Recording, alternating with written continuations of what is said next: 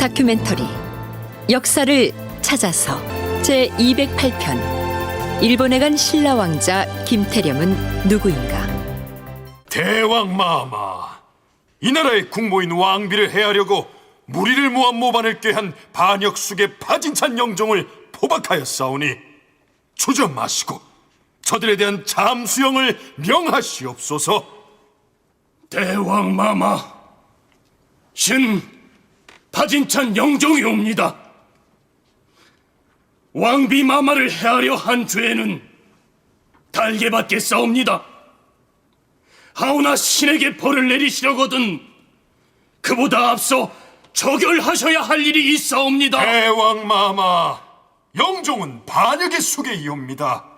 목숨을 구걸하고자 간사하게 꾸며대는 역도의 허언에 귀를 기울이지 마시옵소서. 대왕 마마, 이찬 김순원 저자는 왕비의 아비 되는 자로서 대왕 마마의 총애를 받고 있는 소인의 딸 후궁 마마를 죽이려고 왕비의 종당을 동원하여 모의를 하였사옵니다. 하여 소인은 대왕 마마를 지키기 위해서 왕비와 그 친척 무리들을 없애려고 한 것이옵니다. 왕비 마마가 후궁 따위에게 질투를 느껴 해하려 했다는 말은 당치 않은 변설이옵니다. 대왕 마마께서는 저 역도로 하여금 더 이상 입을 열지 못하도록 잠수를 명하시옵소서. 대왕 마마, 소인의 벌은 달게받게 싸우니 삭득한 음모를 먼저 꾸민 김순원 저자도 함께 벌하시오. 왕권의 존엄을 알게 하시옵소서. 호호, 저 반역의 수계가 어찌? 앞에서 소개한 내용은 신라 제34대 임금이었던 효성왕 4년의 영모 사건 때 신라 조정의 실세 김순원과 그에 맞섰던 김영종 사이에 주고받았음직한 공방을 가상해서 들려드린 것입니다. 삼국사기에 올라있는 내용은 이렇습니다. 파진찬 영종의 딸이 후궁으로 들어와서 왕의 극진한 총애를 받았는데 그 은총이 날로 심해지자 왕비는 이를 질투하여 드디어 자기 친척과 함께 그녀를 죽이려고 모의하였다. 그러자 영종은 왕비와 그의 친척 무리들에게 원한을 갖게 되어 반역을 한 것이다. 그러니까 임금이 후궁을 총애하였다. 그러자 왕비가 친척들을 동원하여 후궁을 죽이려고 음모를 꾸몄다. 그런데 그 음모를 알아차린 후궁 측에서 왕비와 그 친척을 죽이려 하다가 실패하였다. 이런 얘기입니다. 그렇다면 왕실 여인들 간의, 다시 말해서 애척 세력들 간에 벌어진 이 사건의 결말은 어떻게 되었을까요?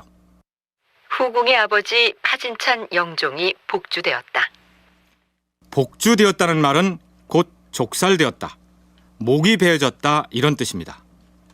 임금이었던 효성왕이 자신이 총애하던 후궁의 아버지를 죽일 수밖에 없었던 것은 왕비의 아버지가 당시 신라 조정을 쥐락펴락하던 김순원이라는 실력자였기 때문입니다. 그리고 효성왕 6년 5월에 왕이 세상을 떠나므로 시호를 효성이라 하고 유언에 의하여 영구를 법륜사 남쪽에서 화장하고 그 뼈를 동해 바다에 뿌렸다. 효성왕은 영종의 모반 사건이 일어난 지 2년이 좀 못 되어서 세상을 하직합니다. 계산을 해보면 전왕인 성덕왕이 50살 무렵에 죽었기 때문에 그의 둘째 아들인 효성왕은 한창 젊은 나이에 세상을 떠난 셈이 됩니다. 그럼에도 효성왕이 왕위에 오른 지 겨우 6년 만에 왜 그처럼 일찍 죽음을 맞이했는지 아무런 설명이 없습니다. 그렇다면 혹 영종의 모반 사건과 효성왕의 죽음이 어떤 관련이 있지 않을까요? 경북대 이문기 교수의 의견입니다. 이 파진찬 영종의 모반 사건은 사실은 국왕 효성왕에 대한 모반 사건이라기보다는 일종의 효성왕과 맥을 같이 하는 친위 구데타적인 성격이 있었던 것이 아닌가 이렇게 생각을 합니다. 그래서 세력에서 밀렸기 때문에 결국 이 파진찬 영종은 죽음을 당하게 되고, 그리고 공교롭게도 이듬해가 되면은 효성왕도 죽습니다. 그래서 파진찬 영종의 모반 사건은 일반적으로 국왕에 대한 모반으로 봐가지고는 깊은 정치적인 성격을 이해하기가 좀 어렵지 않나 하는 것이 저의 생각입니다. 영종을 죽음에 이르게 한 모반 사건이 효성왕의 죽음과 직접 관련이 있다는 증거는 없으나 그 사건에서 후궁의 아버지인 영종의 편을 들었을 것으로 보이는 효성왕으로서는 김순원의 위세에 밀려 영종의 죽음을 당하자 그 충격이 컸겠죠. 전체적인 정치 세력의 갈등 관계라는 맥락에서 보자면은 이 효성왕의 경우 적어도 이 순원의 딸을 새로운 왕비로 받아들이고 나서는 상당히 권력의 행사에 제약이 많았던 것으로 보이고, 그걸 극복하기 위한 시도 중에 하나라고 보이는 파진찬 영종의 그 모반 사건도 실패로 돌아가고 했기 때문에 그 정치적인 제약 속에서 사망을 했다. 거기다가 젊은 나이에 세상을 버린 것으로 보아서 효성왕은 신체적으로 허약했을 가능성이 크다. 이문기 교수의 분석이 그렇습니다. 동국대 윤선태 교수 역시 비슷한 의견을 피력합니다. 효성왕이 갖고 있던 어떤 신체적인 심약함 이런 것도 분명히 있었겠죠. 그렇지만 정신적인 어떤 그런 심약함도 함께 같이 바라볼 필요가 있습니다. 그러니까 왕비 종당에 휘둘리고 있는 왕권, 자기 후계자도 제대로 결정하지 못하는 그런 특징, 그것을 저는 효성왕대의 어떤 전체적인 이미지로 바라볼 필요가 있다고 생각되고요. 그것이 결국 효성왕의 죽음과 관련된 것이 아닌가. 그러니까 효성왕이 약하기 때문에 결국 진골 귀족들은 새로운 왕권의 어떤 대신할 사람을 생각해야 되고, 그게 결국 그 효성왕의 동생이었던 경덕왕을 생각하게 된 거죠.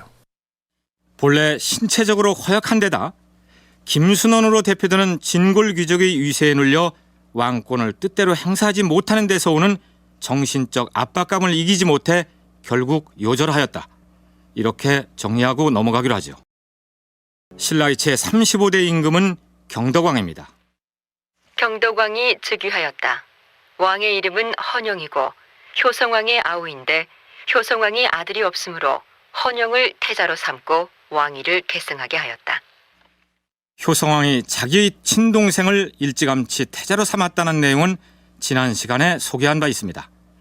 그런데 효성왕 말기에 일어난 영모 사건을 처결하는 과정에서 김순원으로 대표되는 진골 귀족이 왕권을 압박하는 형세였는데, 그 막강한 세력의 귀족들이 왕의 아들도 아닌 동생에게 왕위가 계승되는 것을 그저 보고만 있었을까요?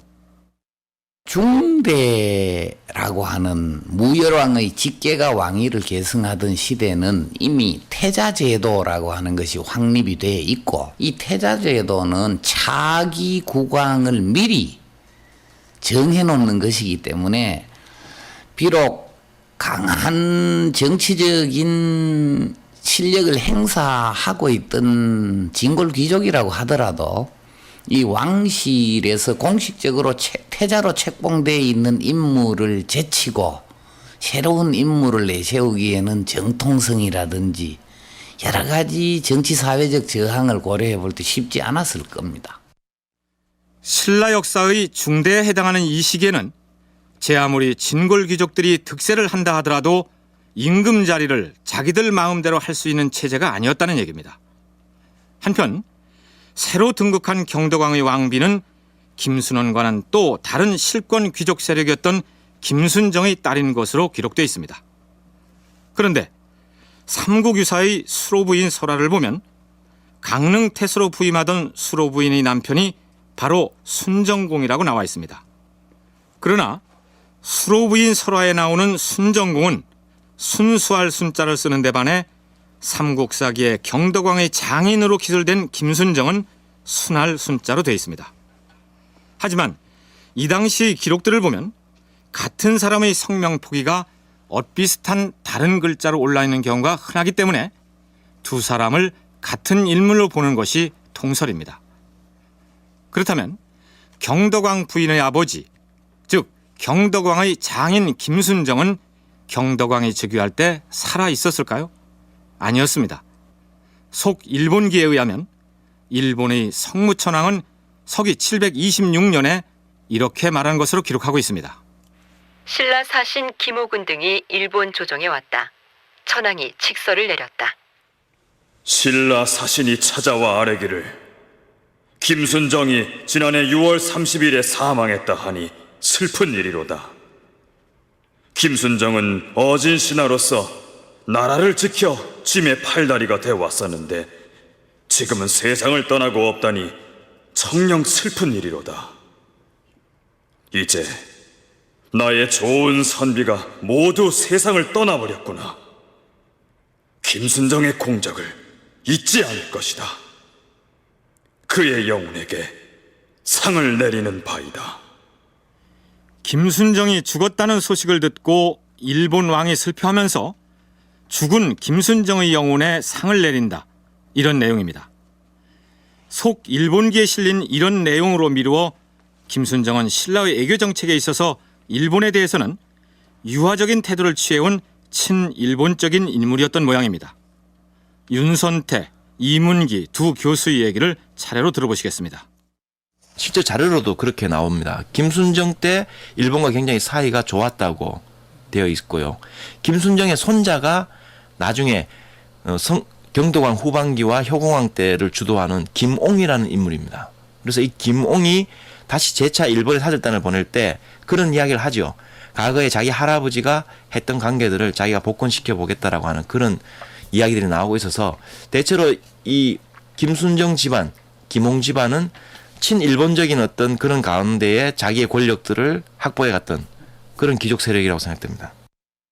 속 일본기에 보면은 순정이 상제로 있던 시대에 일본과의 외교 관계가 비교적 원활하고 평탄했다라고 기록을 하고 있습니다. 그런 점은 사실로 보아야 할 것 같고, 특히 김순정이 상제로서 권력을 잡았다라고 했는 시기가 대체로 효성왕 때와 맞아떨어지고 있습니다. 그러면은 왕실 외척이었던 유력한 김순원 세력에 대항할 만한 또 다른 왕족 김씨 가문이었다, 이렇게 볼 수가 있습니다. 물론 새로 즉위한 경덕왕의 왕비가 김순정의 딸이었지만 이때 김순정은 이미 세상을 떠난 뒤였습니다. 대왕마마, 당나라의 찬선대부 위효가 당나라 황제의 조서를 지참하고 우리 신라 조정에 도착하였사옵니다. 그래. 지금 당나라의 사신은 어디에 있어? 객관에 들어있사온데 내일 아침에 대왕마마를 아련할 것이옵니다. 여기 당 황제의 조서를 받아왔사옵니다. 어디? 먼저 세상을 떠난 계부의 동삼사, 사지절 대도독, 계림주 제군사 겸 지절 영해군사, 신라왕 김승경의 아우 헌영은 대대로 왕업을 계승하여 어진 생각을 품고 일상의 예절에 마음을 쓰니 그 풍속과 교화는 조리가 더욱 밝아지고 중국의 규범과 의식을 사람들이 스스로 이어받게 되었소. 이전에 왕의 형이 국가를 계승하였으나 그가 아들이 없어 아우가 그 뒤를 잇게 되니 이것도 상례일 것으로 생각하오. 이에 빈내의 뜻으로 우대하여 그대를 책명하노니 마땅히 옛 왕업을 지켜 번국의 수장으로서의 명예를 계승해야 할 것이오. 당나라의 현종은 앞에서 소개한 내용의 조서와 함께 어주효경, 즉 자신의 명령으로 주애를 단 효경 한 권을 경덕왕에게 보내왔습니다. 당나라 황제의 신라왕 책봉이라는 것이 별 의미가 없는 애교적인 의례에 불과하지만 특별히 예의를 갖추어 작성한 조서의 내용에서 신라에 대한 친근감을 표현하고 있습니다. 신라 역시 당에 대한 애교적 예우를 극진하게 하고 있습니다. 경덕왕 2년 12월에 왕의 동생을 당나라에 파견하여 신정을 할애하였다. 제위 3년 윤 2월에 사신을 당나라에 파견하여 방무를 바쳤다. 같은 해 4월에도 사신을 파견하여 당나라에 말을 바쳤다. 두세 달의 터울을 두고 신라가 연달아 당나라에 사신을 보내는 것만 보아도 이 시기에 애교적으로 당나라를 얼마나 중요하게 여겼는지를 미루어 짐작할 수 있습니다. 당나라에 대한 신라의 이러한 자세는 일본과의 관계와 견주어 봤을 때 큰 차이를 느낄 수 있습니다. 경덕경이 즉위한 직후인 서기 742년에 신라 왕실에 일본 사신이 찾아옵니다. 대왕마마, 바다 건너 외국에서 사신이 찾아와 대왕마마를 아련하기를 청하고 있사옵니다. 과인은 왜 사신을 만날 생각이 없어? 저들은 5년 전에 선왕의 어명을 받고 찾아간 우리 신라국 사신이 상례를 지키지 않았다는 트집을 잡아 돌려보내지 않았는가? 대저 그 상례라는 것이 무엇이오? 우리가 번국이 되어 왜를 상국으로 섬기기라도 하라는 말이오? 가당치도 않은 처사 아니오? 그러하옵니다, 대왕마마. 하오나 일단 사신을 불러서 접견하신 다음에 따끔하게 충고를 내려서 보내는 편이 어떠하시오? 아니요. 나는 왜 태도가 변하지 않는 한 사신을 접견하지 않을 것이오. 돌려보내도록 하시오. 예, 대왕마마. 이런 일이 있었습니다. 그렇다고 나라 사이에 아주 애교 관계를 끊을 수는 없죠. 서기 743년 신라에서도 일본에 일단 사신을 보냅니다. 속일본기 성무천왕조를 보면 이런 내용이 올라 있습니다. 아뢰옵니다.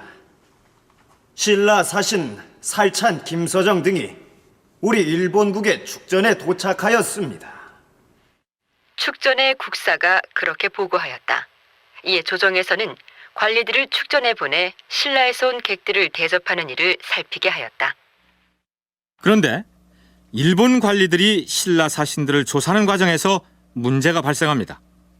일본 관리와 신라 사신이 옥신각신했던 내용을 대화로 재구성해서 소개하면 이렇습니다. 그대들이 신라에서 온 사신들이 틀림없는가? 그렇다. 우리는 신라국 대왕마마의 어명을 받고 배를 타고 이곳 외국 땅으로 건너온 것이다. 어명을 받고 온 사신이라면 의당 신라왕이 우리 천왕 폐하께 바쳐 올리는 표문을 가지고 왔을 터. 어디 한번 내놔 보라. 어허, 무엄하도다. 표문이라고 했는가? 표문은 신하가 임금에게 올리는 글이거늘 어찌 우리 신라국의 대왕마마께서 외왕에게 표문을 바친단 말인가? 우리 천왕 폐하를 외왕이라니. 너희들이야말로 무엄하구나. 자, 우리가 신라에서 가지고 온 서찰이 여기 있다. 어디? 아니, 이것은 가지고 온 물품의 품목과 수량만 적은 문서이지. 이것이 어찌 표문이라 할 수 있느냐? 그리고 의당 신라에서 우리의 천왕폐하께 바치는 공물은 조라해야 하거늘 토모라니. 이것이 무슨 경우인가? 그대들은 토모라는 말도 모르는가? 우리 신라에서 나는 토산물이란 뜻이다. 우리 신라의 대왕마마께서 너희 왕에게 조를 바친다는 것이 말이 되겠는가? 이제 쓸데없는 신랑이는 그만하고 우리를 어서 왕실로 안내하라. 그래서 어떻게 되었을까요? 일본 조정에서는 신라 사신 김서정 일행을 예를 갖추지 못했다 하여 신라로 돌려보냅니다. 그러니까 신라 사신은 우리나라에서 일본에 가는 관문격인 규슈의 다자이우라는 관청에서 되돌려 보내졌다. 이런 얘기죠. 신라 사신도 흔히 큐슈에 있는 대제부 다자이후에서 되돌려 보내지는 사례가 많고, 신라의 경우에도 경주까지 찾아온 사신을 왕이 대면을 하지 않고 그대로 방환해버리는, 돌려보내는 이러한 외교 갈등이 일어납니다. 원래 그 외교 의례라고 하는 게 국가적 자존심이 많이 걸려있는 문제이긴 합니다만은 일본과 신라 사이에 일종의 국력 혹은 국가의 격을 놓고 벌이는 갈등 관계, 기싸움의 한 표현 형식이다. 그렇다면 그 이전에는 신라가 당나라에 공물을 바치면서 조를 바쳤다라고 했던 것처럼 일본에도 조의 형식으로 예물을 올려 바치는 형식을 취했을까요? 성도왕 이래로 발해를 공격하면서 당나라와 신라의 사이가 굉장히 좋아지죠. 그래서 신라에서는 일본과의 외교 관계를 새롭게 재정립합니다. 그래서 과거에 사용했던 용어들을 다 바꿔가기 시작합니다. 그 조라는 것은 당시에 일본과 신라 사이에 특히 일본인들이 어떻게 생각했냐 하면 자기들에게 토산물을 바치는 것으로 그렇게 생각했습니다. 소위 말해서 중국한테 우리가 책봉 받으러 갈 때 우리의 특산물을 바치는 거와 마찬가지의 어떤 형식을 일본은 신라에게 조라고 하는 용어로서 요청했던 거죠. 그래서 신라는 처음에 나당 전쟁기에는 그것을 받아들여서 조를 계속 보내주는 형태를 취했습니다. 신라는 당나라와 전쟁을 치를 무렵 만일 일본이 배후에서 신라를 공격하는 사태가 벌어지면 큰일이기 때문에 애교 의례상 일본을 상국 대접을 했던 모양입니다. 그러다가 이제 나당 간의 화친 관계가 회복되자 오히려 일본을 얕잡아 보는 듯한 애교 태도를 취했고 신라의 그런 태도에 일본이 발끈한 것이다. 이런 분석입니다. 흥미로운 것은 속 일본기의 이무렵 기록들을 살펴보면 발해 사신이 일본에 도착했다는 기사가 빈번하게 나타나고 있다는 사실입니다. 나당 간의 협력 체제가 굳어지자 발해는 일본에 접근을 한 것이라고 분석할 수 있겠죠. 그것은 당시의 동아시아 국제관계에서 설명할 수가 있습니다. 신라와 당의 긴밀한 관계가 점점 굳어져 가는 상황에서 발해는 신라와 당의 침략 내지 공격을 염려하지 않을 수가 없었고 그 대안으로서 일본에 착목을 한 것입니다. 한편 일본의 경우에도 신라를 통해서 당에 지금 사신을 보내고 뭐 또 신라를 통해서 사신이 돌아오고 하는 상황들이 흔히 벌어지고 있기 때문에 신라와는 일정한 거리를 두면서 자기의 독자적인 세력 이런 것들을 좀 과시할 필요가 있었던 겁니다. 말하자면 신라와 일본이 애교적으로 티격태격하는 것으로 나오는 것은 두 나라의 관계만을 놓고 볼 것이 아니라 신라, 발해, 당나라, 일본 등 동아시아 4개국의 친소 관계를 큰 그림으로 놓고 살펴봐야 그 답을 얻을 수 있다는 얘기입니다. 자, 또다시 왕비 문제가 등장합니다. 경덕왕 2년 4월에 서불한 김을충의 딸을 맞아 왕비로 삼았다. 삼국사기 신라본기에는 이렇듯 간단하게 올라 있습니다. 앞에서 경덕왕의 부인이 진골 귀족 세력 중의 세도가인 김순정의 딸이라고 소개했죠. 아마도 경덕왕이 태자로 있을 때 김순정의 딸과 결혼을 했을 것으로 보입니다. 그렇다면 경덕왕은 어째서 그 막강한 집안 출신의 왕비 이외에 또 다른 왕비를 맞이하려 했을까요? 윤선태 교수는 경덕왕의 왕권 강화의 의지가 숨어 있다고 얘기합니다. 태종 김춘추가 만들었던 왕권들이 문무왕대에 와서 극성을 이룹니다. 그래서 신문왕까지 그것이 계속 지속되는데 신문왕 이후에 서서히 약화되어 갔던 거죠. 그것이 다시 성도왕 때 올라서지만 성도왕 때 자연재해가 굉장히 극심합니다. 그것이 결국 신라 왕권을 유지하는 데 큰 장애가 되었고요. 그 여파가 결국 효성왕, 경덕왕으로의 즉위되는 과정으로 나타나는데 경덕왕은 다시 한번 신라 왕권을 끌어올려 보려고 하는 그런 야망이 있었던 것 같아요. 그 야망의 첫 번째가 뭐냐면 바로 자기 부인의 집안이었던 즉 김순정 집안이 가장 중요한 세력이었는데 그 세력을 배제시켜 나가면서 뭔가 새로운 어떤 왕권의 힘 이런 것들을 확대시켜 보려고 하는 모색이 있었지 않았나. 그러니까 형인 효성왕이 장인인 김순원의 위세에 눌려 왕권을 제대로 행사하지 못했던 전철을 밟지 않으려면 경덕왕은 장인이자 진골귀족의 유력 인물인 김순정의 그늘을 벗어나야겠다고 판단을 했을 것이란 분석입니다. 삼국유사에는 본래의 왕비인 김순정의 딸은 삼모 부인으로, 그리고 새로 맞이한 김의충의 딸은 만월 부인이라고 적고 있습니다. 삼국유사의 기사를 소개하면 이렇습니다. 경덕왕의 생식기는 길이가 8치였는데 아들이 없었기 때문에 왕비를 폐하여 사량 부인으로 봉하였다. 새로 맞이한 왕비는 만월 부인이니 시호는 경수 태후요 각간 의충의 딸이다. 어쨌든 다른 이야기는 차치하고라도 경덕왕은 태자 시절에 결혼하여 맞이했던 김순정의 딸을 왕위에 오른 지 2년째 되던 해에 출궁시켰다는 이야기는 주목할 만합니다. 대왕마마, 지금 조정일각에서 후궁을 드린다는 얘기가 나오는 연유가 무엇이옵니까? 그 연유를 과인에게 물으면 어쩌자는 것이오? 정녕 대왕마마께서는 모르시는 말씀이옵니까? 모를 리가 있겠소. 나라의 종묘와 사직을 이어갈 후사가 없으니 당연히 후궁을 드려야 하는 거 아니겠소? 하면 소첩은 어찌 되는 것이옵니까? 왕자를 생산하지 못했으니 그에 합당한 조치가 있을 것이오. 그에 합당한 조치라니요?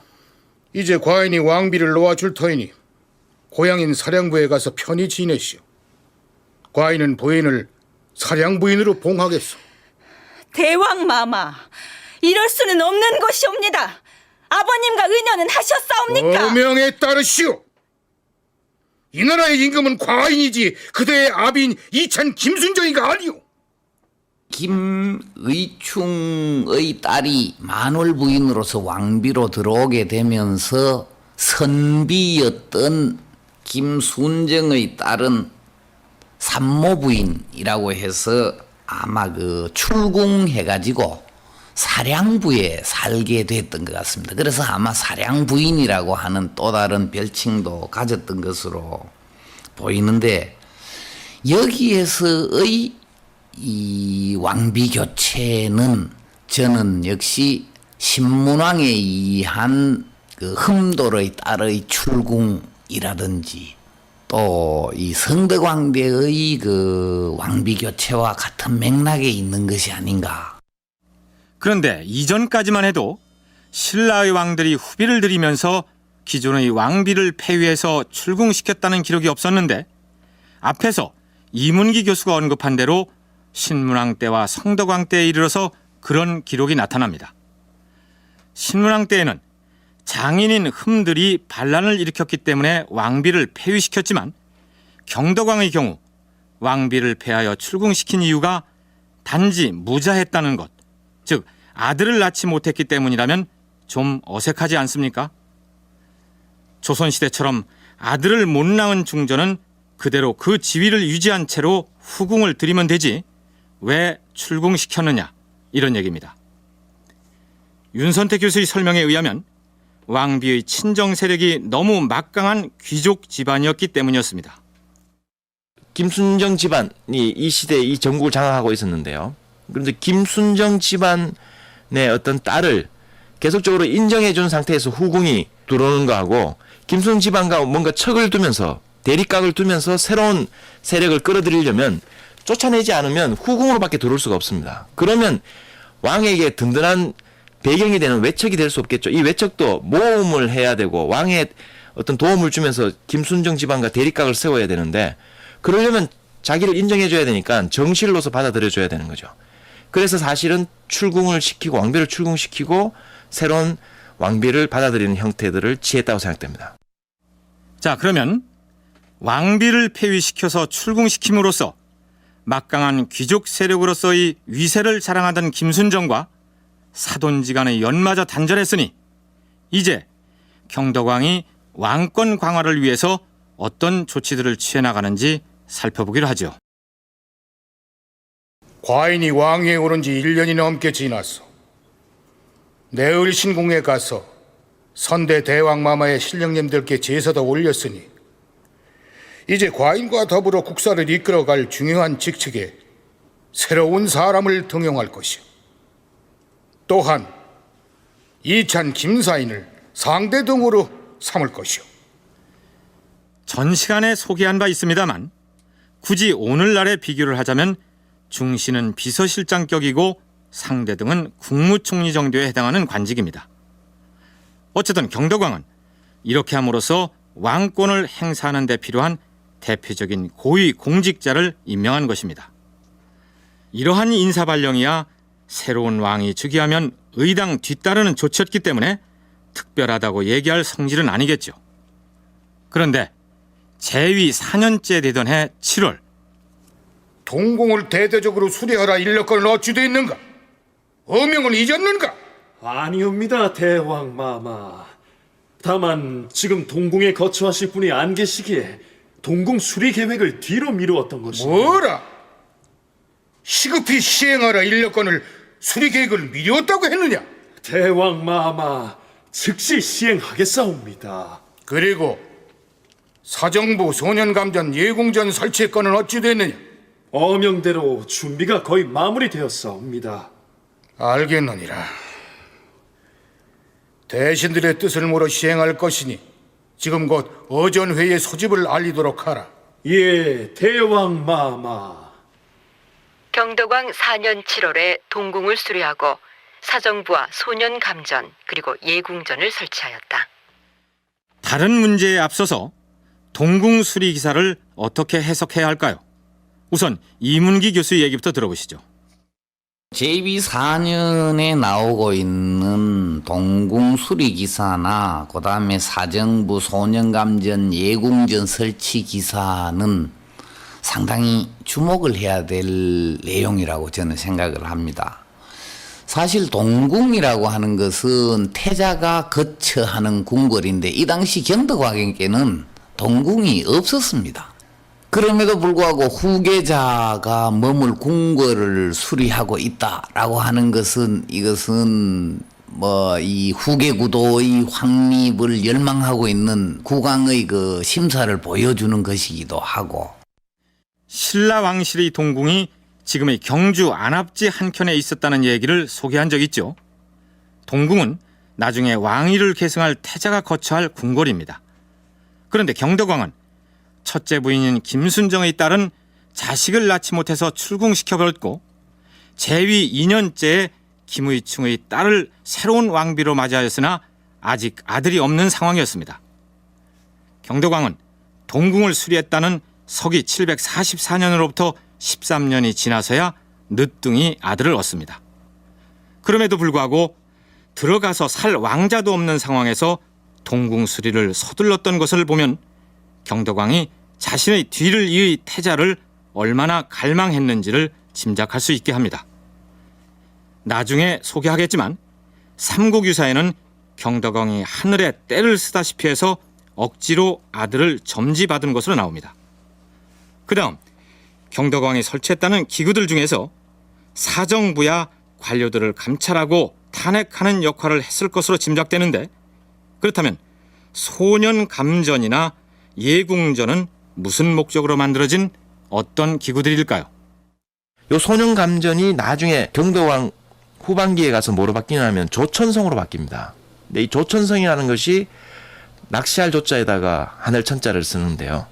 재밌는 표현인데 하늘을 낚는다는 표현인데 실질적으로 제가 볼 때는 이것이 도교적인 어떤 그런 색채, 또 왕권의 어떤 신비화를 하기 위한 어떤 그런 음악, 제사 의례 뭐 이런 것들을 주관했던 부서가 아닌가 그렇게 생각됩니다. 또 예궁전은 나중에 진각성으로 바뀌는데요. 보배 진자에다가 집각자를 쓰는 그런 건데, 이것은 아마 왕실의 어떤 진귀한 보물들, 뭐 진귀한 보물에는 여러 가지가 있겠지만 왕의 권위를 높여주는 그런 보물들입니다. 예를 들면 중국으로부터 어떤 좋은 물건들이 왔다든지, 또는 왕실에는 어떤 만파식적이라든지. 그러니까 사정부, 소년감전, 예궁전 모두 귀족들이 그 역할을 나누어 맡는 행정 관료 조직이 아니라 임금의 직속 기관들이었다는 얘기입니다. 따라서 경덕왕은 그런 기구들을 만들어서 친위 조직으로 둠으로써 귀족들을 견제하고 왕권을 강화하겠다, 이런 판단을 했던 것이죠.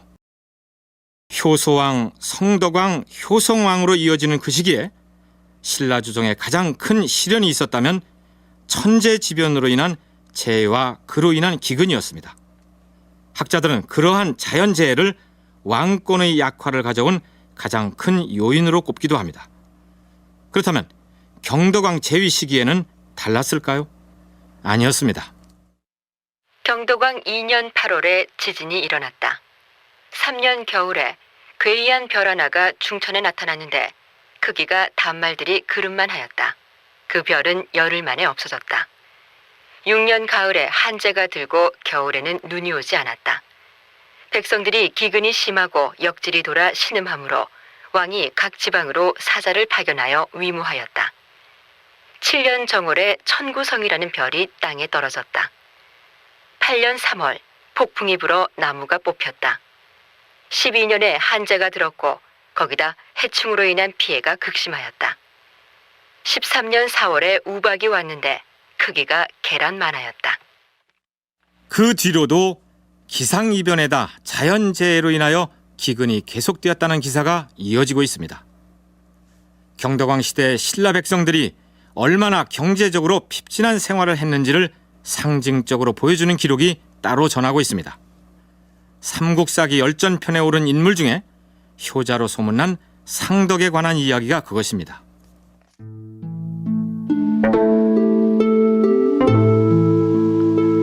상덕은 웅천주 판적향 사람이다. 그는 품성이 온순하고 선량하여 향리에서 그의 품행을 높이 칭송하였다. 아버지의 이름은 선이고 어머니의 이름은 전해지지 않는다.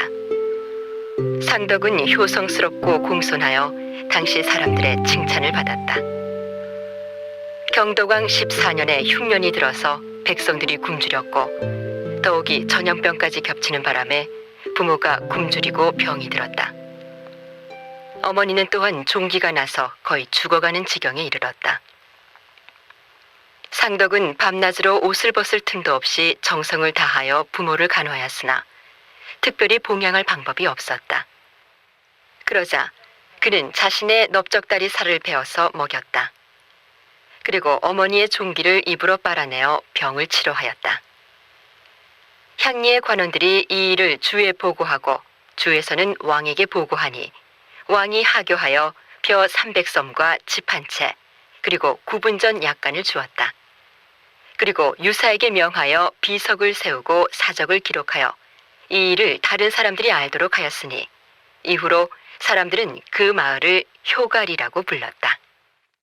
상덕이라는 사람이야 역사 기록에도 등재되고 후세에 효자로 널리 이름을 떨치게 되었으니 영광이었을지 모르지만 당시에 나라를 다스렸던 경덕왕에게는 계속되는 자연재해와 백성들의 굶주림이 여간 힘든 상황이 아니었겠죠. 그러나 그런 어려움에도 불구하고 왕권 강화를 위한 경덕왕의 개혁 정치는 계속됩니다.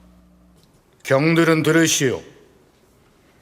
지금껏 우리는 집사부의 최고 책임자의 관직을 중시하였소. 헌데 이제부터는 중시라는 직책을 없애고 대신에 시중을 둘 것이오. 그러니까 신라에서 왕의 친위기구로서 국가기밀과 정무를 맡아 하던 관청이 집사부이고 그 집사부의 장관이 중시였습니다. 그런데 경덕왕은 가운데 중자와 모실 시자로 된 중시라는 관직을 앞뒤 길자를 바꾸어서 시중이라고 고쳤다. 이런 얘기입니다. 단순히 앞뒤 글자를 바꾼 것 이상의 어떤 의미가 있을 것 같지 않습니까? 윤선태 교수의 얘기입니다. 시중이라는 명칭이 중국에서는 삼성, 중국의 삼성 있죠. 중소성 문화성 할 때 거기에 최고 장관, 요즘 말하면 국무총리에 해당되는 사람이 시중입니다. 그래서 그런 높은 이미지를 갖고 있는 이름을 신라가 차용해서 가지고 온 겁니다. 단순하게 그 글자의 순서를 바꾼 게 아니라 중국에서 시중이 갖고 있는 이미지를 가지고 와서 왕의 비서를 격상시켜 주는 거죠. 그래서 제 생각인데 신라에는 이 시기에 재상제도가 있습니다. 과거에 이 집사부의 중시는 재상이 아니었다고 생각되는데 이 무렵에 와서 재상으로 올라갔다고 생각됩니다. 뭐 그런 어떤 조치들과 연관시켜서 본다면 결국 이것은 왕권 강화의 정책의 일환이었다고 볼 수 있겠죠. 단순하게 보자면 중시는 신라식 관직명이기 때문에 그것을 중국식 관직의 이름으로 바꾸다 보니 시중이 되었다고 할 수도 있겠죠. 그러나 사실은 경덕왕이 집사부의 장관인 중시라는 벼슬을 당시 당나라의 시중에 버금할 정도로 격상시킴으로써 왕권 강화에 활용하려고 하였다. 이런 얘기입니다.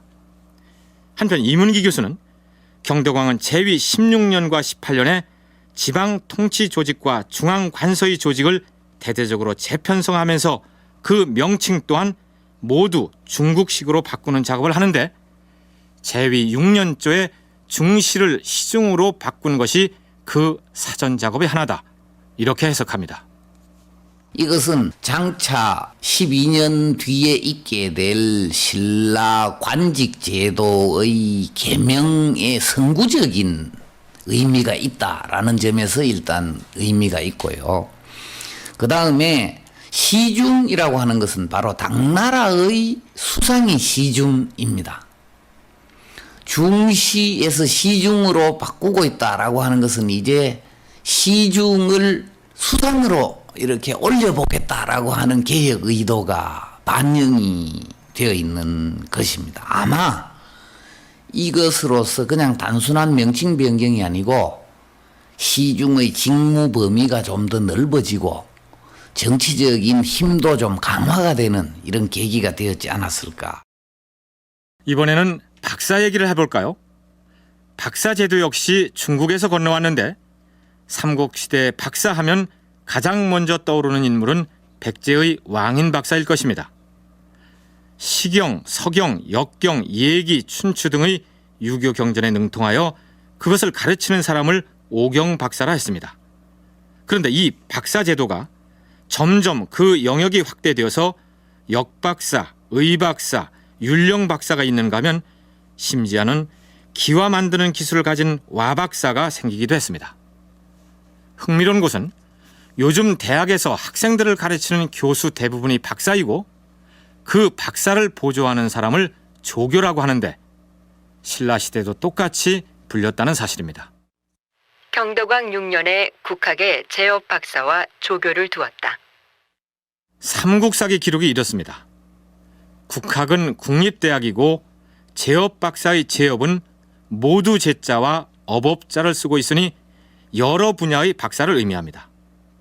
정리하면 경덕왕이 국립대학인 국학에서 학생들을 가르칠 여러 분야의 박사를 두었고 그들을 보조해줄 조교도 두었다. 이런 얘기가 됩니다. 신라의 경우 이 국학이 설치가 되면서 중국 제도를 모방을 해서 교수관으로 가르치는 선생님으로서 이제 박사와 조교제를 시행을 합니다마는 이게 이제 순수한 유학만이 아니고 예컨대 율령을 가르치는 율령 박사도 존재를 하고요. 혹은 또 의학을 가르치는 의박사도 존재를 하고 합니다. 그래서 이 국학에 제업 박사와 조교를 두었다라고 하는 것은 국학의 확대, 국학의 강화라는 관점에서 접근을 해볼 수 있습니다. 국학에서 보다 여러 분야의 지식을 가르치게 하기 위해서 다양한 전문가들을 교수로 영입하였다. 이문기 교수의 의견이 그렇습니다. 그런데 윤선태 교수는 이 기사 역시 경덕왕의 왕권 강화 의도와 맞물려 있다는 분석을 내놓습니다. 요즘 말로 하면 전문직 교수들이라고 할 수 있습니다. 그래서 그 교수들을 둔다는 것은 학생들을 키우기 위해서 두는 거죠. 이 표현 박사, 조교 이것이 오늘날도 계속 유지되고 있죠. 그것은 바로 학문적인 전문가들을 계속 키워나가는 것이고 이 당시에 경덕왕이 제업 박사를 두고 조교를 두고 학문의 어떤 육성 또 학생들의 육성에 관심을 가졌던 것은 바로 신문왕의 정책을 모방하고 있습니다. 신문왕이 국학을 만들죠. 신문왕이 국학을 만든 이유는 자기의 정책을 지원해줄 세력을 키우기 위한 것이었습니다. 그래서 특히 육두품 관료들을 대거 많이 등장시키죠. 그래서 설총이라든지 이런 인물들이 신문왕 이후부터 본격적으로 활동하는데요. 따라서 경덕왕도 진골 귀족들과 대립각을 세워서 대결해 나가자면 자신의 정책을 지원해줄 관료들이 필요했고 그러한 인재를 양성하는 곳이 곧 국학이었기 때문에 다양한 전문가들을 국학의 교수진으로 둔 것은 자신의 왕권을 뒷받침할 수 있는 관료 예비군들을 키우는 셈이 된다. 이런 설명입니다. 글쎄요, 경덕왕이 추진했던 모든 정책들을 지나치게 왕권 강화를 위한 포석으로만 해석하려는 느낌이 들기도 하는데 그런 점은 경계를 해야겠죠. 이번에는 신라사 연구자들 사이에 그리고 한일 양국의 고대사 학자들 사이에서 오랫동안 논쟁이 되어온 기사 하나를 살펴보도록 하겠습니다. 간단히 얘기하자면 서기 752년에 신라의 경덕왕은 신라의 왕자를 비롯하여 700여 명에 이르는 대규모의 사절단을 일본에 보냅니다. 일본에 도착한 신라 왕자는 국왕을 대신하여 일본 국왕에게 깍듯한 예우를 갖춥니다. 그러자 일본의 효겸 천황은 기분이 좋아서 신라 사절단을 위하여 잔치를 베풀고 선물을 주는 등 환대를 해서 보냅니다. 자, 그런데 신라의 사절단이 일본으로부터 돌아온 지 불과 몇 달 뒤에 이번에는 일본에서 사신이 신라에 옵니다. 700여 명이나 되는 사절단이 일본에 가서 천황에게 고개를 조아리고 환대를 받고 돌아왔다면 신라 역시 일본 사신을 잘 대해야 하지 않겠습니까? 그런데 삼국사기의 기록을 보면 이렇습니다. 경덕왕 12년 8월에 일본국 사신이 와서 조회하였으나 오만무례하므로 경덕왕은 만나보지도 않고 돌려보냈다. 어떻게 된 일일까요? 불과 몇 달 전에 대규모 사절단을 일본에 보내서 일본 천황 앞에 납작 엎드리는 저자세의 애교 의례를 보여줬던 신라가 일본 사신을 무례하다면서 쫓아버리다니 앞뒤가 좀 안 맞지 않습니까? 이것이 사실은 미스테리입니다. 실제의 왕자인가 가짜 왕자인가부터 해서 신라에서 직접 파견한 것인가 아니면 신라의 상인들이 조작한 것인가 이런 여러 가지 설들이 제기되고 있습니다. 전체적으로 뉘앙스를 본다면 뭔가 이 속에는 신라의 어떤 교역적인 측면들이 더 우월하다는 걸 볼 수 있습니다. 정치적인 외교 관계라기보다는 교역, 대외 관계에서의 어떤 하나의 당시의 중요한 축이었던 대외 무역 그런 것들을 생각해 볼 수 있습니다. 물론 전통시대의 대외 무역이라는 것은 정치와 맞물려 돌아가는 것이지만 이 시기에는 조금 특별한 의미를 부여할 필요가 있는데요. 윤선태 교수는 700명에 이르는 사절단 자체가 신라 왕실에서 보낸 것이 아니고 신라의 상인들이 사절단을 위장해서 장사 목적으로 일본에 건너간 것 아닌가 이런 의문을 제기합니다. 그럼 우선 속일본계의 신라 사절단 관련 기록을 좀 더 꼼꼼하게 살펴보도록 하겠습니다. 서기 752년 윤 3월 일본 열도의 규슈 대제부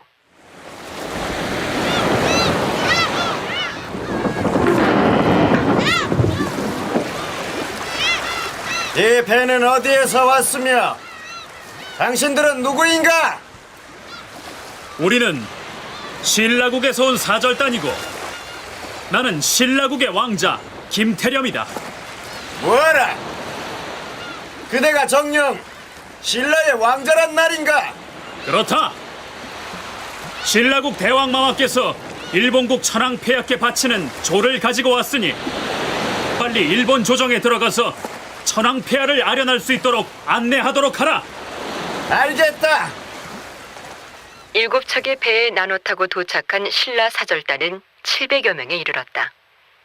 드디어 신라 왕자 김태령 등이 조정에 들어가 천황을 배하라고 조를 바쳤다. 신라의 경덕왕이 일본 천황에게 보낸 조서의 내용은 이러하였다. 신라 국왕이 일본을 통치하는 천황의 조정에 말씀드립니다. 이번에 국왕인 제가 몸서 가서 조공하고 조를 바치려고 하였으나 생각해보니 하루라도 임금이 없으면 국정이 해이해지고 문란해질까 염려됩니다. 때문에 왕을 대신하여 왕자 태렴을 우두머리로 하여 일본 조정에 찾아가 입조하게 하고 겸하여 여러 가지 조를 바치고 천황 폐하께 삼가 아뢰는 바입니다. 신라왕의 조서를 읽은 천황은 다음과 같이 조칙을 내렸다. 신라국은 예부터 늘 끊이지 않고 우리 일본을 받들어 왔다. 이제 다시 왕자 태렴을 보내어 일본 조정에 입주하고 겸하여 조를 바치니 신라왕의 정성에 짐은 기쁠 뿐이다. 지금부터 길이 오래도록 짐이 신라를 마땅히 위로하고 보살필 것이다. 그러자 이번에는 사신으로 갔던 신라 왕자 김태렴이 일본 왕에게 이런 말로써 답례를 합니다. 하늘이 덮고 있는 모든 땅 가운데 천황 폐하의 땅이 아닌 곳이 없고 육지가 아무리 넓어도 바다 끝까지 폐하의 신하 아닌 사람이 없사옵니다. 저 김태렴은 다행히 폐하의 성스러운 은혜를 입어 폐하의 조정에 와서 엎드리니 그 기쁨을 이길 수 없사옵니다. 제가 몸소 갖춰온 미미한 물건을 삼과 천황 폐하께 바치옵니다. 그렇다면 김태렴이 일본 조정에 가져가서 천황에게 올려바친 일본 왕을 우러러 받드는 내용의 경덕왕의 조서는 대체 어떻게 된 것일까요?